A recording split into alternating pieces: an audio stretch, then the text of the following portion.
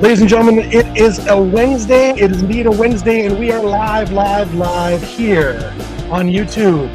Also, I'm co-streaming here on TikTok, but that's not a fun way to do this as well. I am, of course, the Outlaw Adam Knight. You are listening to Outlaw Radio, and yes, I have a guest. I have a guest here with me, ladies and gentlemen, pop culture icon, the host of too many podcasts and more to talk about. Anytime with Ken and Alden, when they get around to doing it, the schedules align. The host of OUTLAW Radio, a very fine young man who I'm finally glad to have a chance to actually speak to face-to-face over the digital airwaves. Ladies and gentlemen, I give you that ALDEN DIAZ. Mr. ALDEN DIAZ, how are you doing today, buddy? I feel so much better after I got Icon without doing anything to earn it. That's fantastic. I could quit right now. That's awesome. No, man, it's so cool to meet you because like we were talking off air, you know, we've interacted, we've chatted, but the face-to-face it's funny, and it's additionally just like more surreal and funny because we share mutuals, namely Ken and Knapsack. And because Ken will bring you up and stuff, I feel like I've glimpsed like your lore over the years. Like I hear like an Outlaw Adam Knight story. Like, that's right, man. Oh yeah, Outlaw Adam Knight, he's doing this. Like I heard about that from Ken. Now here we are. And where is he? Nowhere to be found. He said he's going to try to pop in later. He's a busy man. He's a busy man out there on the quote-unquote best coast. Want to check in. Thank you, Vulcan Nerd, for being here early and saying hi. That's all good. Bit of quick business I do off the top here. I do it every time. If this is your first time being here, normally this is like a solo Eagle Fest show that I do here. I am the Outlaw Adam Knight. I've been a pro wrestler since 1995, based out of Central Canada. I, of course, have had the great pleasure of having somewhere in the range of 1,100 to 1,200 matches, give or take, wrestling some of your favorites and some of them on a whole ton of people you've never heard of across Canada, through the Midwest. I've had a chance to wrestle a whole bunch of different people. I've had a cups of coffee as an extra working for WWE and AEW. And of course, I had a couple of trips out to Japan that went sort of okay for me, and that's all right. So with that said, I appreciate everyone for being here. If anyone is able and is interested in, you know, giving the support to help out a fellow who's trying to keep his, you know, his kid and his doggy fed, Vulcan Nerd, thank you very much. Please check out the QR code on the top there that takes you right to my link tree, where you can get a look at some of the stuff that we've got going on there, including, of course, oh, that's not what I wanted. God damn it. I am not a pro. Check out the merchandise. You can go to ProWrestlingTees.com and check out, you know, some of my well-logoed stuff that's usually white logos on a black t-shirt because it's pro wrestling and that's all we can do in this day and age. But I do have multiple different designs in there, and I hope you all can check that out. And, of course, as much as I don't want to support anything done by the evil corporation run by Jeff Bezos, I am an author, and I do have books, and the best way to get them out when you're a self-published guy is, sadly, via Amazon right now. So I do have books in that series. If you happen to enjoy urban fantasy, action, and adventure, whether you're a Star Wars-minded person or like a little bit of a grittier, supernaturally sort of feel here in the vein of a Jim Butcher or Harry Dresden stuff, please do check that out. I would appreciate any and all support. It is available in ebook, paperback, and hardcover, and eventually I'll get around to figuring out how to do an Audible. So, with my self-plugs and stuff out of the way here, I am eager to have Alden here in the chat with me. Alden, as he's mentioned, we've interacted. We've gone back and forth a few times online. Back when I was on the evil empire of Twitter, I used to thoroughly enjoy Alden's long comments, and I don't say that derivatively. I really did enjoy all of your commentary about different things, whether it was, you know, our mutual love of Star Wars, or situations in life in the world, or, you know, the troubles of living in Florida, for all the bullshittery reasons we're not going to talk about today. But that's all right. So I want to say a relevant wrestling state. That's all we can say about it. A very relevant wrestling state, with half of the guys that work for the major companies enjoying their lack of a income tax loophole that's happening down there in the state. Yeah, it's really funny. Yeah, it is quite funny. So I wanted to have this conversation with you, Alden, and I mentioned this before, but I'll clear it up for everybody here. Because, as I said, not jokingly, it's a true thing. I have been a pro wrestler about as long as you've been around on this earth, and I said this to you off air as well.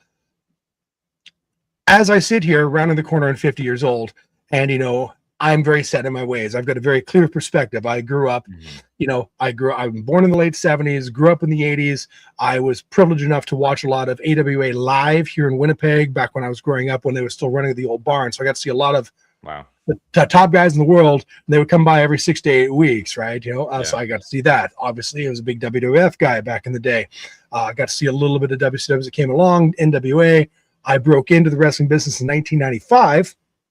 and then started having that different perspective where I become more than just a fan. I start, getting to, learn the ins and outs and the things you should and shouldn't do and the people you should and shouldn't meet and all that other stuff. So my perspective on it is wild.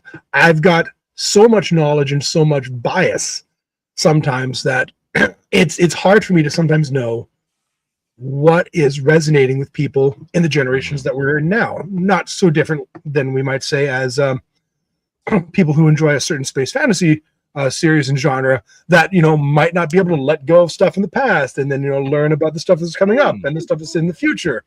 So, my man, I would like to ask, if I'm not mistaken, you are a Ruthless Aggression Generation wrestling fan, if I'm not mistaken. Am I right on that one? Indeed. Yeah. So I'm born in 95. And then, I'm born December 95, which means I'm 9 going on 10 when they put over Cena and Batista at 21 in the same night. And kind of, that era was already rolling, but like that moment of like, here's the next 10 years or really the next 15 was right when I really became a fan as Cena moved from upper mid to the guy. And so it was kind of the perfect time to get in the same way that probably Hulkamania was the perfect time for the last kids, Very much so. That's great. All right. So what is it then? Here's the easiest question and the hardest one. What is it about pro wrestling that tickles your fancy? What is it about it that sparks your imagination to make you want to be, I don't know, like, I don't want to say all in fan, but brings you back every week? It's interesting, and we'll talk about this as we get into like the how did you get into it and stuff. So it'll connect almost in what we're going to discuss. But the thing that I like about it is sort of connected to why I love all the things I love the most, which is that I've always understood in some way that wrestling was a storytelling medium. Yes, and because I had some adults that were not like family members, but just like an uncle's then wife or like a teacher or like whoever who would try to like do the Santa thing and burst your bubble and have to give you the that it's actually and even as a kid, and part of this is because I've always been like kind of a precocious little snot, like I would immediately resist it on the premise of so's everything I like. And because of that, to some degree, like I understood as a kid very early that Wizard of Oz was made by people because I saw the movie and then I saw a making of that aired right after it for whatever reason. Right. And same with Star Wars. And then with comic books, you learn, oh, I really love this. Oh, I can find other things written by this person or drawn by this person. Once I realized what the art of wrestling was and that it was a show, I was never a kid that had dreams of being a wrestler. I had dreams of, sitting around and figuring out what the stories could be. And so I was very young, like middle school, telling people like, you don't understand, like it combines plays, it's like comics, it's like anime, it has all these things. And like, yes, what they're doing is real and they work together. And you don't understand that they work together to protect. Like I was really in it because and we'll talk about how I got in, but once I was in, I didn't have a lot of, I was very online trying to look for friends. And there was a small group of us in the middle school lunch table that would talk about WWE, but and people taking it super seriously, there wasn't really anybody. And so I turned to Mick Foley's biography, which I think is Blood and Sweat Socks, the Blood and Sweat Socks, A Tale of Hard Knocks and Cheap Pops. I should totally pull it off of the shelf right next to me. It's all good. My beat up old copy of it. Just an incredible biography in general for anybody. That Bret Hart's book Hitman, My Real Life in the Cartoon World of Wrestling, and then Shawn Michaels' Heartbreak and Triumph. And I would read all those three, and then it was DVDs. And I had an understanding of like, oh, these guys are like the rock stars that I also am starting to enjoy.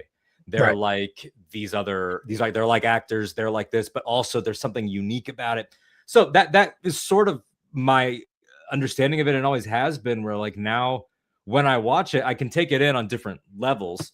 And I love watching, incredible in-ring work. But then, when I'm walking around my house thinking about wrestling, I'm usually thinking like, man, that was such a brilliant, just off the top of my head, like someone recently, like I'll think about, man, like what Hangman Adam Page has been able to do, have been allowed to do, you know, that they've trusted him to slowly just make his character so unlikable and almost lose the audience. Like, I think about that stuff. I have a very, like, you know, and obviously he's a very complicated figure, but I think I have a very Paul Heyman view of like, we're sitting around trying to craft mythology. That's why I love that we have Star Wars in common, because very much it's so similar in so many ways. One of my favorite things that I like that I don't know if it's a Rip Rogers comment, but my good buddy Wavell Star, who spent a lot of time at OVW as a guy by the name of Standing Thunder, he brought a term back to me that I'd never heard in wrestling before, and I remember we were joking about it a lot. It was called, tonight we're going to go out there and we're going to do some Shakespeare. And just have such a great way of like, we're here to bring up the audience, to bring them into what we're doing. We're not going to worry about, you know, the dynamic of like who's doing what and when, and we're not going to call a bunch of bullshit. Let's just do a bunch of Shakespeare. Let's walk and talk. Let's get the people engaged in who we are. And when you can do that, and when it really works, you're absolutely right. That is the art of what we're trying to do in the ring. And we fail, and we do as well, and there's not as well as we can at times along the way. But what I love the most about what we do when we get a chance to perform in front of a crowd is we really get a chance to it's funny, I tell the kids this in training now. It's like, this is a chance for you to express who you are to the world. It is a chance for you to find that nugget of your soul that you're afraid of, that nugget of your soul that you don't know how to share with people, and to find a way to express it in a way that is hopefully not just entertaining for them, but therapeutic for you. I firmly believe that after 31 years in the wrestling business, I am a better person because I've shared more of myself in a creative fashion and in a physical ass kickery, my knees are shot fashion that, you know, that I could have in any other medium. But you're right. It is all very much just to say just a morality play is, you know, I don't want to say derivative, but it's sure. Putting it on. It's putting it on like too minute a level. And again, we're talking about pro wrestling, so maybe dumbing it down is okay every once in a while. But you know, yeah, it's almost like it's been said, and I wish I could remember the original source of this thought, but like, there's not much American art that is distinctly an American creation, because it's like, you know, like Broadway, like you could make an argument that the musical is ours. In some ways, but even then the opera is not. So it's like that's kind of derivative. You can make an argument for jazz being it's an American creation, but it's certainly, you know, it could be traced back. And it's like, yeah, we could find the roots of wrestling, you know, overseas. Obviously, you know, Greco-Roman, it's in the name, but the art of this unique blend of live performance and magic trick and almost like I don't want to say like, you know, mind game in like a carny way, like not a con, but I mean there's origins in that, but like in the social contract, like I've watched with a lot of newbies, you know, ex-girlfriends, whatever, and like the success rate has been varied, but the one who got into it the most, we're not together anymore, but we were together for a long time, and she really came to enjoy it and went to even live events and stuff, is that she had her I get it now moment when she was watching Mania with me. I think this was 33, and she reacted with anger at something that happened, and then she looked at me and she was like, "Oh," and I was like, "You forgot, right? Like you lost all context for what you know. You only saw story in that second. That's right. Even like for a second, you know, even if you came down to your senses and laughed because of the art of it, like, and because of the, you know, I think it was at the time it was well, you know, at the time Neville, but now Pac. Formerly Pac, then Neville, now Pac again, and Austin Aries. And it was like a pre-show match. And she had started the match by being like, look at how glittery, you know, that one's, you know, trunks are. They're so shiny. And then by the end, she was like, I really hate that guy. And I'm like, yeah, because he's good at it. I'm like, yeah, that's it. And I think, you know, what you said about what you tell people, like, it's about finding a part of yourselves. That's also the part that like we receive, you know, that's why people like Mick and Sean and others have like really stood out in my fandom for wrestling, is because they are some of the masters. CM Punk, you know, obviously a modern example, even though I say modern example and he's closer to 50 than 40, right? So it's like, it catches up, it all catches up.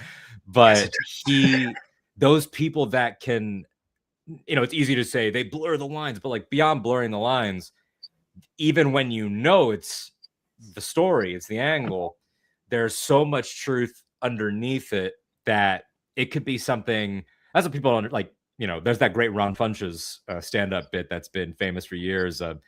People telling him wrestling is fake, and he's like, "Oh, you mean the thing where the guy sicks his snake on the Undertaker, but it doesn't work because he's undead, right. Like he doesn't got blood." Like exactly. You put it to people like that. It's like I never needed to believe that Taker's powers were real, but I was scared of what him and his brother might do to each other. Yeah, because that's real life. That could be real. Exactly, right? It's it is, that is fascinating. It's such a different perspective, right? Let me get my stuttering out of control. It's such a different perspective because, of course, in my generation, getting in, late 70s, early 80s, right? Mm-hmm. When it was so protected and so locked down, right? Right. Like just even having this type of a conversation back then wasn't possible. Mm-hmm. We were just talking the playground about like, oh, that was real, that wasn't real. I don't know. Like, what do you think? Like it really was for us dumb kids, a lot of conversations about, I can't believe Tugboat turned on Hogan like that, or some bullshit at that level, right? It was like, it really was much more, even though on some level we had to know. Mm-hmm. The trick was always the fact that, until they said it, we believed. Mm-hmm. And the more they tried to make us believe, the more I wanted to goddamn believe. And it was a thing. It was a real thing. And it's kind of crazy. Yeah. It's kind of crazy, but then you're at the generation now, and maybe you're precocious, and I already know that you are, for your age, in the sense that it's like, you're able to see, like, right. you can see the story, you can see the characters, you can see the people, right? You can see the people behind what's going on there. And I think, honestly, that's really fascinating because. But I'll tell you, though, in the brief window between entry and, deep diving and learning a lot.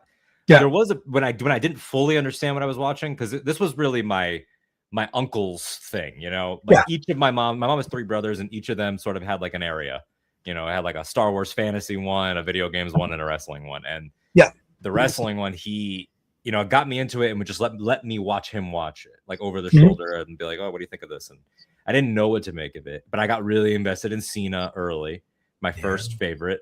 And that summer they did Cena Jericho at SummerSlam. Loser gets fired, and it was, as we know in real life, to give Jericho that time off he wanted. He took 2 years off, comes back with Save Us 2 years later, but at that time I had not yet figured out like what this was, and I remember telling my mom, like, they're gonna fire John if he doesn't win.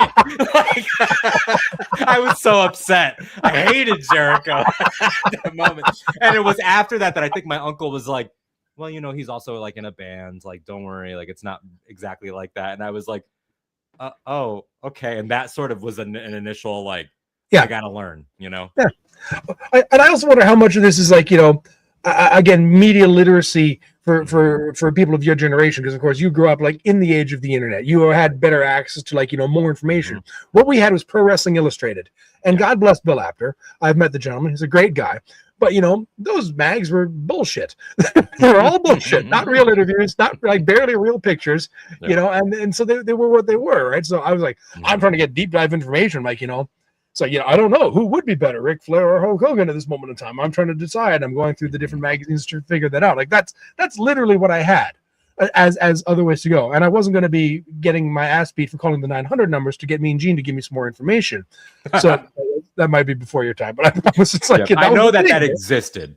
I know that there are things that like you only hear about in legend when you're my age, like legend, the hotline, the entire, this is going to, Sorry, everybody. Go ahead. The previous generation, the entire era of tape trading, ended by the time I got in. It was done. Like, I mean, like not dead, but like 05 is already the crop at Ring of Honor that are now top guys, and so like if anything, that's already early internet bootlegging and things like the tape market was already drying up, and so I hear now people talk about, oh, when you were watching, people walk the King's Road, just training tapes. Like it just sounds so epic. Like you're not wrong. You're not wrong. What I always think it's funny because I'm like, hang on, let me give you something here. I actually have it right here. Right here, what I have, of course, is a copy of my demo reel. Oh hell yeah! From the early 2000s. I came around at a time when I broke in 1995, but until I trying to get booked other places, I was sending VHS tapes out until like 2007. Wow. What do you think about it? Because like online links weren't really a thing. I'm not an HTML guy, so it's not like I could build something and have like a flash player with like some like shitty 30-second. Facebook is still college at that point, it's not really a thing yet. Like MySpace is just starting. I'm like, oh, what the fuck is this? It's like, it's for like my top 15 friends and people I don't want my girlfriend to see me talking to. It's like it's not a good look, right? So it's like that's like the difference, right? Like so I just think that's so funny. I try to explain to the guys these days, ask me, how do I get booked? I'm like, it's so fucking easy to get your shit out there now. Have some good quality stuff, try to remove the shit. Be respectful with your emails, your DMs, or whatever you're using. Emails is better, and be able to provide some easy pictures, some good quality stuff, and maybe 90 seconds of highlights that show some of your better stuff, right? Whereas me, I'm like, there I am. I actually was like doing like reel editing, and I was doing some very early Final Cut Pro and trying to figure that shit out. On my communications degree, figuring all that out to get it on a goddamn VHS because I couldn't just send it over the airwaves or send it over the internet to people yet. Right. It's a wild difference. It's a wild difference. I know. Wild. I feel like I've been chasing that dragon of like just trying to catch up to the medium ever since. He says as he's doing a live stream podcast now at 49 years old. Here. That's so funny. It's true though. All right, so obviously you're a Cena guy. You mentioned that. That's right. Yeah. And you mentioned a punk guy. Who are the people that really drew you in during that time? All right, so obviously Dr. Thugonomics, he was the guy for forever and a day, and rightly so. The guy busted his bag forever, right? Yeah, so I get in 2005 with him right after he becomes champion at Mania. Yeah, Mania 21 is probably like the imagery of Mania 21 of legacy notwithstanding the Hogan coming out, the flag, and the cut to Adam Sandler clapping. Like that sticks out in my mind because as a kid I was like, is that Little Nicky? I was like, was that Adam Sandler? Like that, like I love how you went to, is that Little Nicky? Like this? Like, yeah, like, oh dude, I love Little Nicky. So like that was like, oh, like famous people really love this. It's multi-generational, and much like Star Wars, I get excited as a kid. When I was a kid, I would get excited when I got into something and I saw grown-ups being into it too. Classic rock, Star Wars, comics, like, because then you're like, first of all, there's more. That means I can dig into a lot. Yeah. And then that also means there's like, I get to sit at the grown-ups table, which I always wanted to do. Like, I always wanted to like when I was a kid, my grandma would bring me to the diner and I would sit and listen to dudes tell war stories and make fun of each other. And I would just sit there. And that was like a joy for me. So getting to hear adults talk about wrestling was big that year. We mentioned the Jericho stuff. Then I start to figure out what it is. Cena's on Raw that year is really fundamental. And then we go into 06, and now I'm starting to develop like opinions. And 06 was when I learned that I could enjoy heels because up until that point, it was like, this is heroic. Like this is you're the good guys only, And then I really 05 into 06, you get the combination of Matt Hardy returns, Edge and Matt and Lita, and the Real World Bleed In. Yeah. And that's my first exposure to Matt Hardy. So I'm like, who is this guy doing run-ins? Like, I didn't even know it was called a run-in at the time, but like, who's this guy backstage attacking Edge? Like, oh my God, and it's not helping me figure out what this business is because they are intentionally throwing so many curveballs. It was very unusual for that period of their TV to do something like that. And very unusual. Very unusual. Because like the other segments would be like, here's, Kane burning JR. Here's like things that are obviously, heightened. And then there's this part of the show that like they're using each other's real names and is it very, he's calling her slurs. Like, it's really like really upsetting. And I was compelled by it. Then it goes into that whole feud happens. It's pretty epic. I become a big Hardy Boys guy. I start getting their DVDs from like Best Buy. There was like some bootleg or whatever that I found. Then Edge cashes in 2006. And all of a sudden I'm like, oh, do bad guys kind of rule? Like, this is kind of awesome. And 2006 was, in the same way that Matt's return is how I found the Hardys, DX reunites in 06. And that's how I discovered what DX was. I saw DX2, really DX3, before I knew the original incarnation or the Triple H incarnation. And that, it's a long way of saying, in that run, I find my goat, which is HBK. I'm a Shawn guy in that I just love Shawn. I love Shawn. He's Rushmore for me, which is a hard question to answer, but like, I know he's one of them.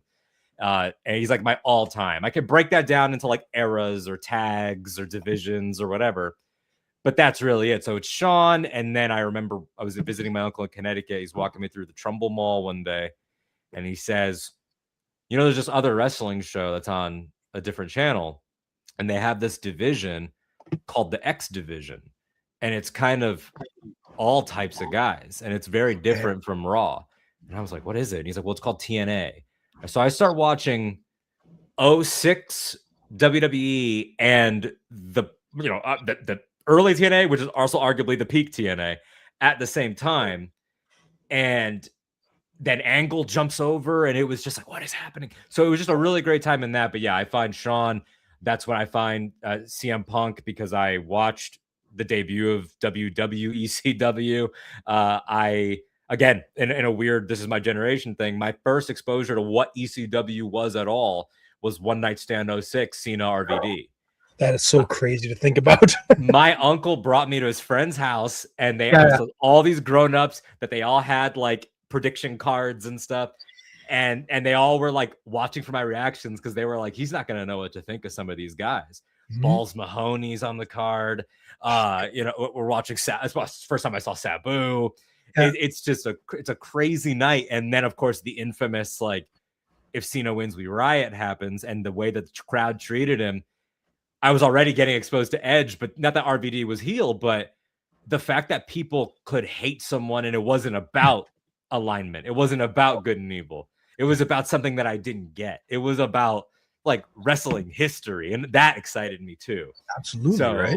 Yeah. So that's a long way of saying there's a lot of players, but like, yeah, Shawn, Cena, Punk, Van Dam, even Heyman as a talker. Sure. I'm starting with Bischoff and Teddy Long as like my first ideas of like what a backstage guy is, as a GM. And yeah, really interesting time, because a lot of guys that retired in the years that would follow were still there, and a lot of guys that would hang on for a long time were just getting in their groove. So it was like one of those like just incredibly stacked periods where you could turn on a SmackDown and it would be like just a casual Undertaker Booker T match, or like a casual like Brothers of Destruction versus like some things that now, they would sell an entire Saudi pay-per-view on.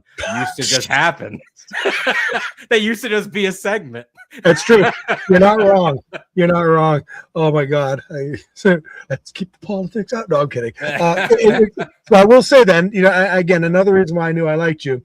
You're talking to a guy that, probably upset his mother too much by having at least one poster of Shawn Michaels and Marty Jannetty as the Rockers up on his bedroom wall when he was a kid. I swear to God, I was an all-in Rockers guy, and I could never understand why they couldn't get over the hump of beating Demolition or the Heart Foundation or those guys, because these guys are the best. They're fancy, they're fun, they're high-flying. They were the closest thing to superheroes on screen that I had at that generation, right? At that age, right?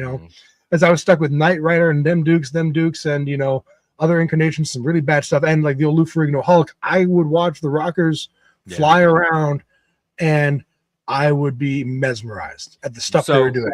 I know this is your show, but I need to throw an obvious question at you. Ask me. Where is Adam Knight during the barbershop window? Where are you, and what happened? Heartbroken. I was heartbroken. So you watched it live? well, live. I watched on Superstar, so I watched the original airing of it. Yeah. And I remember I was sitting there. I was not the youngest guy. When did that happen? It was like late 80s, early 90s, right? So I would have been 10 or 11. I would have like 11 or 12 years old, right? But I was like, obviously I'd seen the stories and the dissension and the bullshit and all the other stuff that's happening. And nope.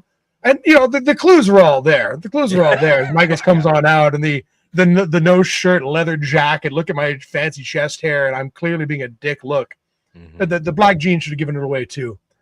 Anyways, no, they do their thing and they have their conversation with Brutai. And ladies and gentlemen, the Rockers, and then he gets kicked in the face and face through the candy glass. Just an outstanding image that stuck with me so much, and I was heartbroken and wow, exactly what it was. He broke my heart and then went to dance on over everybody's face for the next like 25 years. Yeah, and so that was great. I loved that. That was a big moment for me. And as a guy. Here's why Shawn Michaels is so good for the record here, and I will put this over right now. 2002 SummerSlam, he's having his comeback match with Hunter, the Anything Goes unsanctioned match. Yep. And I'm watching with some friends of mine, and I'm not talking like wrestling buddies. I'm actually actual friends who are curious about it because they want to see the main event of Brock and Rock. There's a couple of really other good matches. For the time, that SummerSlam 02 is one of like the top to bottom best pay-per-views I saw maybe ever. I still got to have a copy of it. I shit you not on VHS. But I'm not an idiot. I've been wrestling at this point in time 7 or 8 years, right? I'm smart enough to know there's no way they're letting Shawn Michaels get in there. There's no way if he's not able to go. Right. I remember watching Mania 14. I don't mean to cut you off, but so there was actual legitimate question about like his readiness. Yeah. Like at the time. Like, because of course amongst the chatter. Yeah. Yeah. Right. And I'm sitting there thinking, there's no way he's getting out there if he can't go. Right. Yeah. Because everything he'd done at that point, he'd obviously been like just being very careful, lots of punches, lots of bullshit. And like even the start of that match, Hunter's clearly like, doing all kinds of favors because that's when he was at his like jacked up 280, just completely over muscling this guy, and he's flying around for 197-pound Michaels like nothing, right? Taking hip tosses and bullshit. When he finally hits that first backbreaker, I am on the couch. My buddy's going because my suspension of disbelief was all in. At that point in time, I was as hooked as if I was the kid who watched him put Jannetty's face through the window. And if any of my peers are hearing this right now and they want to make fun of me for it, eat all of my ass. I don't care. I can fully admit his work was so good that I believed. And then as the match wore on, obviously I'm like, okay, he's fine. Right? But it's like, he was 2002. Back then, coming back from like spinal surgery and multiple, rehab stints was not a thing that happened in wrestling, right? It's not like today where Will Ospreay's got, neck issues. He goes, gets it fused, gets some stem cells, get whatever he has. He's back in 9 months, looks basically the same and is better than ever. 2002, that wasn't a thing. Yeah. Guys were like blow out their knee and their careers are done. Yeah. It's not gonna go on in, get my ACL repaired. Here's a nice brace. Here's, some recovery time and you're good to go. Right. Like literally nobody was coming back from injuries at that time and nobody was coming back and being better than they were. Now, obviously, or you just kept paying for it like Austin, where it was like, like every match you're worried, like it's, that type of thing. Yeah. Like that's a great example. There's Austin at the time where like, that neck injury should have put him on the shelf for the rest of his life. And he came back and he kept working, then, blew out both of his knees. But it's funny. I forget how incredibly agile and athletic Austin used to be until I watched like Stunning Steve against, like Ricky Steamboat. I watched that 1990s stuff. I'm like, God damn, this guy was really good. And then he was still exceptional afterwards, but his style had to be completely changed. And still a crazy workhorse and still went out there and still gave his all every night. Anyways, but that's, Austin's another true one. So again, you're correct. HBK, top of the mountain. So he should be. Absolutely. He just makes you believe is really the greatest descriptor and greatest compliment that you can give anyone across any division, any company, any era. And he is the peak of that. Like there is something mythic and just out of this world about the presentation, because it's so simple and on premise, which is one of my favorite things about wrestling, is that a lot of it on premise, if you explain it to somebody, I think some of the best ones are the ones that are just impossible to explain, which is always the fun of something like New Day. Like you can't really explain it. You can try. You can do you can do the chronology. Well, they were kind of these like vague positivity preachers, and then they like started to talk about ass a lot, and they had a cereal. But like it doesn't act. It's not coherent. And for Sean, it's coherent. He was this rock star playboy who became kind of a male stripper. And then that character is generically known as the sexy boy. And then the sexy boy and the Heartbreak Kid become this badass. And then he is, reborn in real life. And he maintains a similar character in the same music, but now he's just a veteran cowboy. You can track it, but it doesn't make sense unless you experience it, because the nuances of like what that guy means and how even as a born again babyface legend and arguably the guy that would probably, you can say, has the better second run than first run, which is crazy. Which is crazy. Yeah, no, it doesn't happen. Doesn't happen. You're right. It's an insane bar, and he topped it. You experience it though, and you see like even in his actual performance and his promos, even that guy, that young like bastard, is always still in there. And every time it would come out, it was just masterfully played, whether that was Who's Your Daddy Montreal, all the way to the end of like the arrogance of the Taker rematch of like, I can beat you on a loss to be arrogant enough to do the I can beat you. And it gives us arguably the best rematch ever. 100%. And so that character is so compelling. I mean, I remember the WrestleMania 19 match he had with Jericho. I didn't see that live because I wasn't a fan yet, but I watched it on DVD. That WrestleMania gets a behind-the-scenes documentary on the following Mania box set, the 20 box set. Yes, it does. And I think it's narrated by Jesse Ventura, right? He does the narration? I got it done in one shot. They all said I can do it. I got it done in one shot. Yeah, exactly. And I remember distinctly the footage of Sean in the in the tights he wore. He's got his gear on for that night. He's just in the back saying hi to people he hasn't seen in a long time, whatever. His hair's still growing back in. And so still Bob Sean. And he's got the now you've got the same setup. Now you've got the same setup and the same hats. But I remember Jesse Ventura's narration saying the prodigal son had returned. And I remember thinking like, what is it about this guy that everybody is so like they're reacting to him even being there? Yeah. Like the fact that he's even around, like the fact that it's a privilege for someone to work with him tells a young fan like, whoa, like this must mean something, It does. And he's encountered all of my other favorites in some way, except Eddie. That's the one we never got, is that Sean Eddie. Never happened. Speaking about breaking my heart, good Lord. Well, can I say something about him? Please do. I told you in our messages about my first wrestling show. My uncle took me to the SmackDown taping in Connecticut. That was the taping, and this is now important canon. This was the beginning of I'm Your Poppy as a storyline. And so I'm there for Eddie's bedtime story, where he comes out and he's got the rocking chair and he like introduces all of that, and he's just so evil. But I also knew this guy's so funny. Like, how could he be this evil? And it was so compelling. That show also has, I think it was because it's taping. So I think that they taped the first Christian's Peep show that night.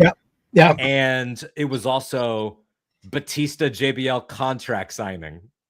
Which was so much fun to watch, because I remember JBL being like, "You left the stipulation blank." Like, such a hokey, awesome villain at that time. Oh yeah, no, for sure. No, I loved Eddie. I had the privilege of when he was on sabbatical and trying to get himself clean back in 2001, 2002. He did some limited dates, on the Indies, and he came in and did a debut show for us here in Winnipeg. We drew like 1,600 people back in 2002, which was ridiculous. Yeah. So he worked the main event with one of our guys, and just the humility in Eddie was outstanding. You couldn't have asked for a better guy to come on in to represent himself, to be clearly willing to work with the local guys to use his exposure, his name value to like really try to develop the company that we were building in that time. Just unbelievable gentleman, and then like heartbreaking that he was gone just like 3 or 4 years later. Just not even right. It was just absolutely. I remember that. I remember exactly where I was. It was such a surreal experience. The Raw tribute, that was for me, that was the first time that I witnessed the whole locker room set aside the stories and say like, this is real life and we're going to talk. And I saw people's real selves for the first time in the worst way. And it was really sobering. And to see like that legacy, and to see still, I mean, like we're 21 years that he's been gone. And still it's amazing that like the traditions of Eddie that we see people do every time there's a tribute gesture or a splash or whatever. It's cool now that like we're still telling kids like, why they do that? Like that is what it's all about. Like that is the best. And that's where true legacy and real history comes from. Real legendary stuff comes from, right? It's like the best part about Eddie wasn't the fact that he was incredible in the ring. It wasn't the fact that he could do anything from like extreme violence to comedy to high flying. He was one of the greatest luchadors ever, was amazing in Japan, and was able to adapt and adapt and adapt. It was the fact that you could tell that at the end of the day, his most important thing was to make sure I will connect and I will give of myself to this crowd and give them whatever they need to come back the next time. And it's not as common a thing as you'd think, especially during that era where, again, now we're talking, WCW's gone, Ring of Honor just started picking things up. TNA is not really a thing yet. Forgive me, all those guys that work there and all those guys I know that work there. You all know that your Fox Sports Net, 4 o'clock on a Friday slot wasn't drawing any numbers, but you guys were killing it. My point is like there was nothing else out there, and Eddie was still as often as possible coming on out and giving his all for the people and inspiring true generations to follow. Like really, really, really, really. Yes. I mean, there's that great Punk story that he tells. That's right. That's right. Yeah, that's right. We are talking about Eddie Guerrero, the late great Eddie Guerrero. And of course, just because Dad's checking in on you, how are we doing today? We're going, hey. Look, I'm talking about wrestling, just like you said I should do. Man, that Punk story that he told JR, I mean, he's told it a few times, but when he got to AEW, he was doing the sit down with JR about working with Eddie and how they went to a time limit draw. And then when they got to the time limit draw, Eddie was like, all right, look, man, you got to let me hit you with a splash. And then we'll get it. Like, like it was like such a funny way of like, I took you as far as I could go, but I am the IC champ and I do have to go back. Like, I appreciate everything you're saying. I'm still going over. That's right. Yeah. So awesome. Like, I love that stuff. I love learning about it again, like reading all the books and stuff. But what you're saying, like that's true legacy. That's what you want, right? Like, that's why I'm glad now, like if we're talking about what, the current landscape, which is so different than the landscape you just described. This boom that, it's hard to say when it started, but I generally sit around 2018-ish as the seeds. Because that was that moment, that infamous like urban, I don't think it's an urban legend. It's true because, true in the wrestling world, right? Like true because someone wrote it in their biography. According to the Young Bucks, the story is that what kind of changed the business in a lot of ways was, funny enough, Hot Topic. That Hot Topic contacted WWE and was like, "Hey, can we get the Bullet Club shirts? They've been selling out." And it was like, "That's not us." And then that is the seeds of something that we are now experiencing of all these companies that are either working together or whatever. I mean, we just got news that Nikki Cross purchased Progress. Yeah, we're in demo. Yeah, I saw that. Yeah, and like we're in a boom. We're in a boom, and what's enjoyable about it in terms of legacy is that because I think of primarily the existence of AEW, but also things that have come around it, I think there was a time when it was like, oh, are legends getting their due? Because when I was coming up, legends were used, I would say 50-50. There were some times when they were used like in a really like, let's just make fun of them way, which is, and sometimes that works, like Hacksaw was all comedy when I was a kid, and was probably all comedy for a lot of his career, but the stuff with there's some stuff. You showed me that early stuff. I'm sure. Yeah, it gets a little bit grim. Right. But you know, I also came up at Mick and Mick's heel turn and Mick versus Terry. And so I saw some good legend stuff, but now it feels like we're in a time where I think people are reassessing and maybe saying we could have done better by our greats before. So let's do better by them now. And like proper send-offs are becoming normalized, creative input on like what I'd like my run to be like. And I, you know, that last Sting run, man, is like it's super heroics. It's Shakespeare, it's mythology, it was Star Wars. It was like that last Sting run.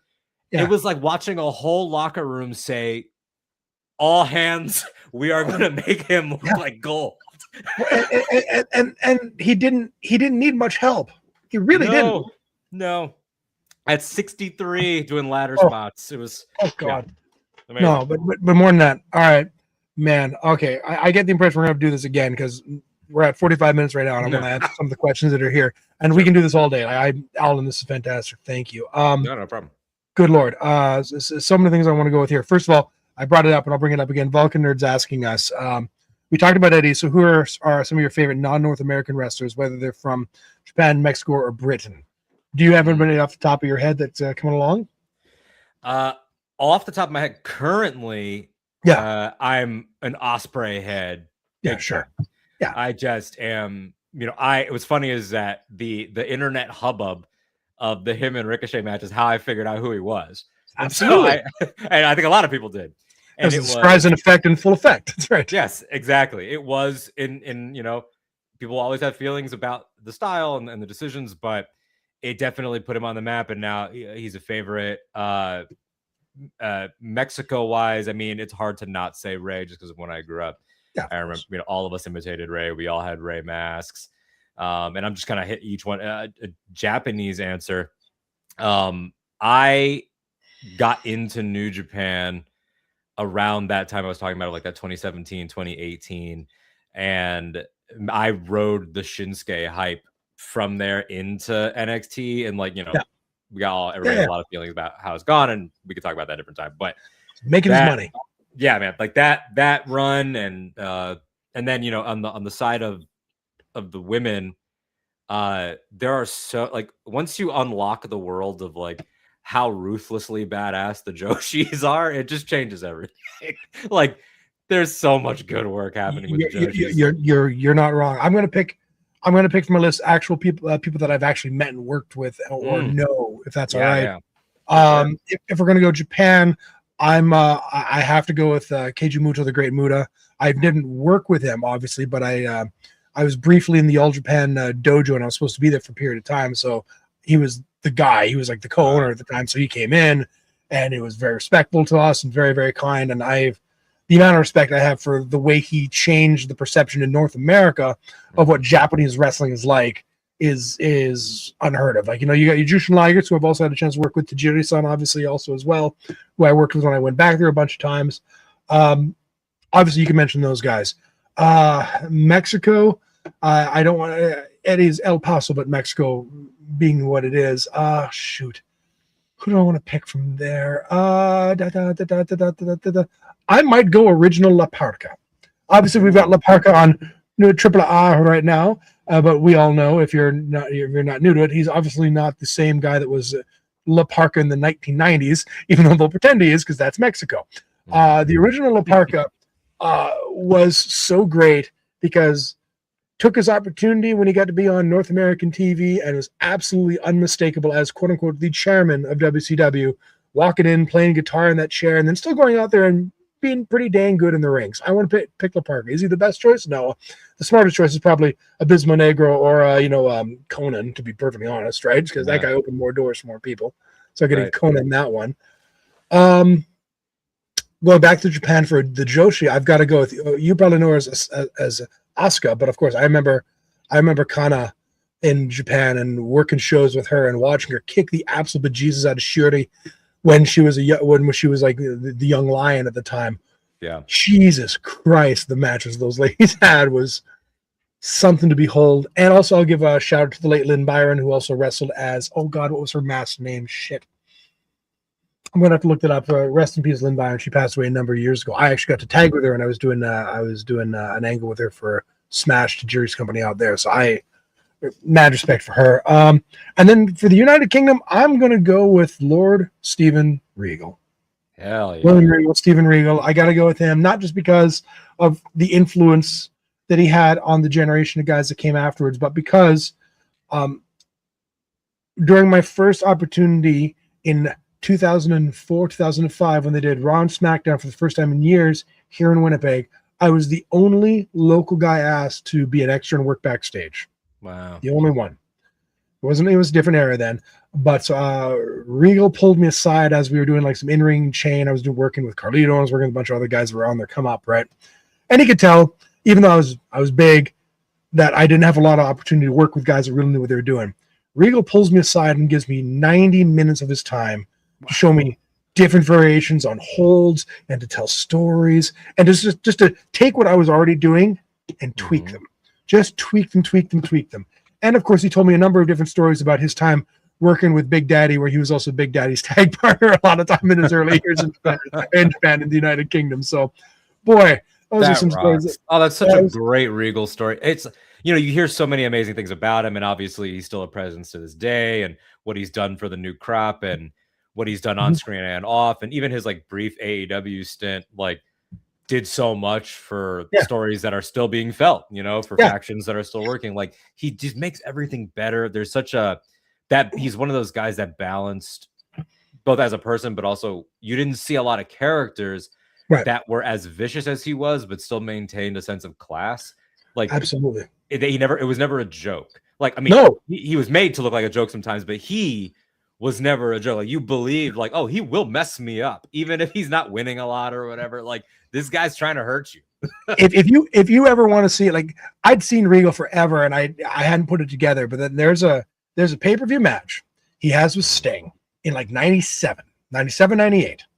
It's on like a nothing pay-per-view. It's like Sting's starting to grow his hair out because he knows, like retroactively, I can go, oh, he's starting to get prepared for the Crow Sting run, right? He's getting a little smaller. He's getting off the stuff, right? He's preparing. He has a match with Regal. I think it's for the U.S. title, and Regal eats his lunch for 19 out of 20 minutes.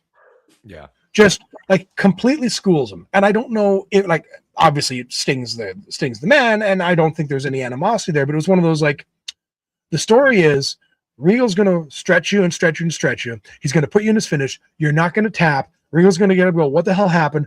2 clotheslines, big back body drop, scorpion deathlock. That's the match. And that was the moment where I'm like, this guy is ridiculous.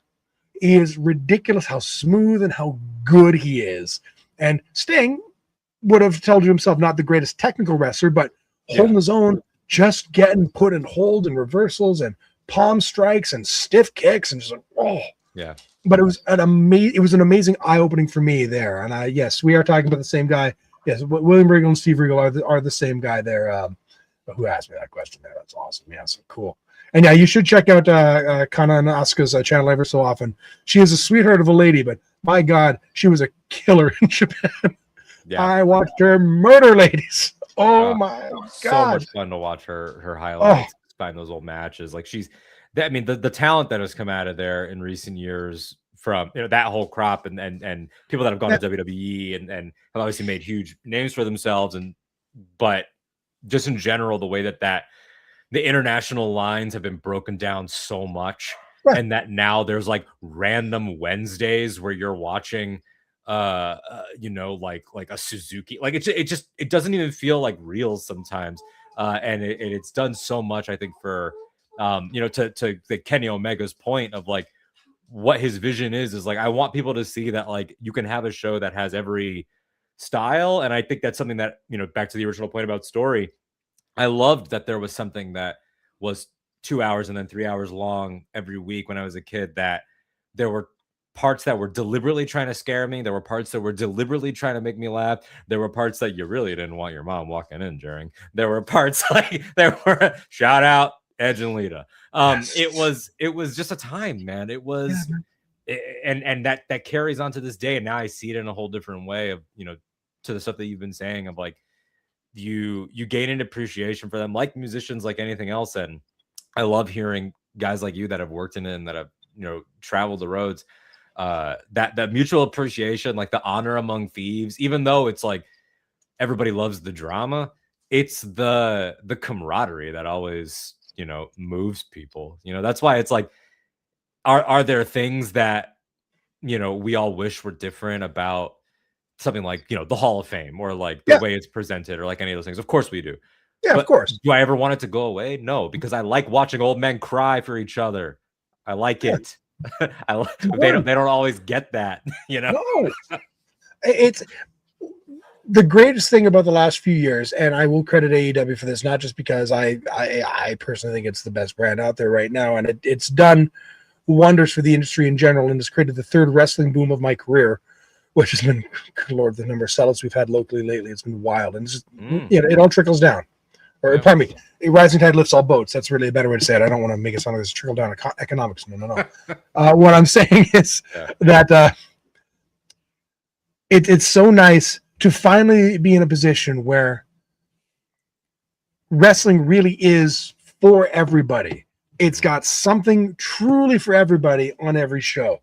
That was the old mandate back from the he who should not be named, Mr. Vince, who would say that, you know, we're trying to give the three-wing circus, and there's something for everybody on these shows. Want something funny? We got Doink. We got this. We got that. It never really was.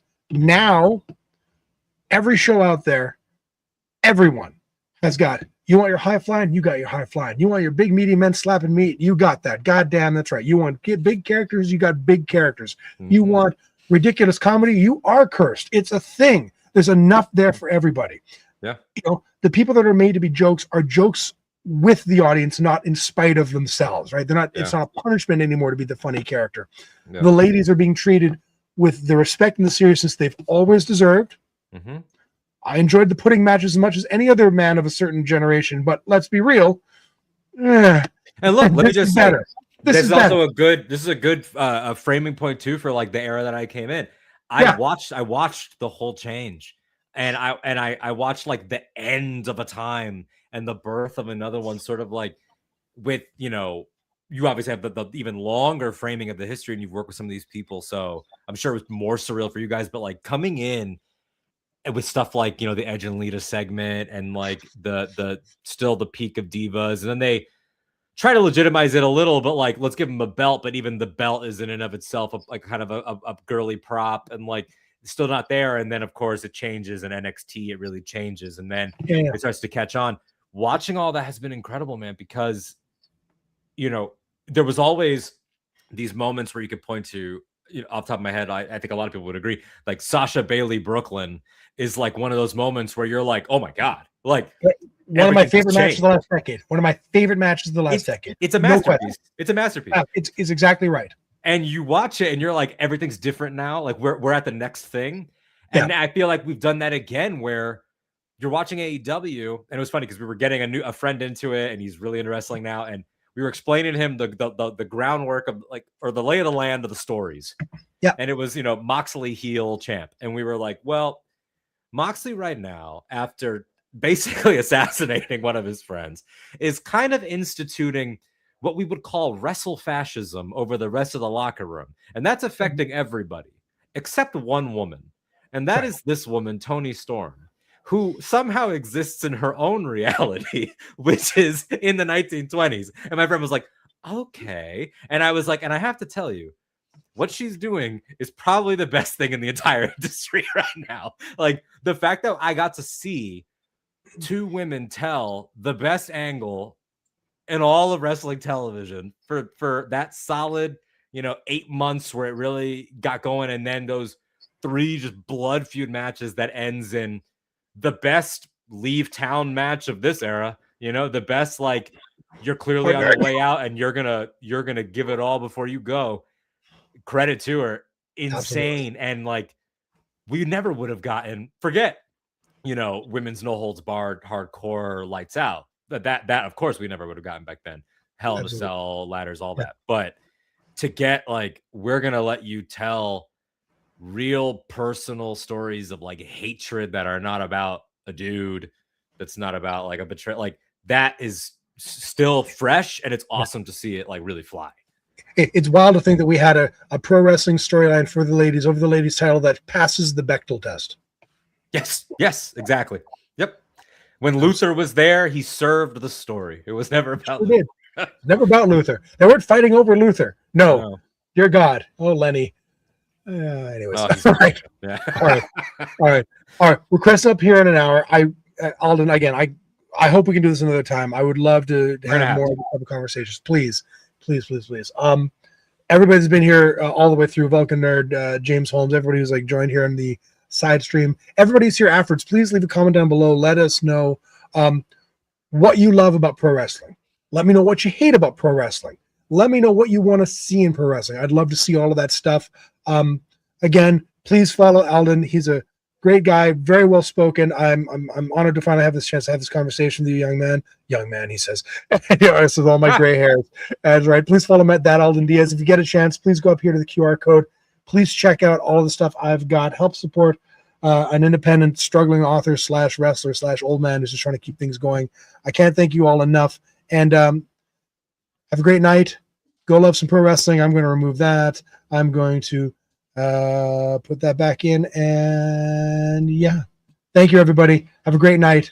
Appreciate you all.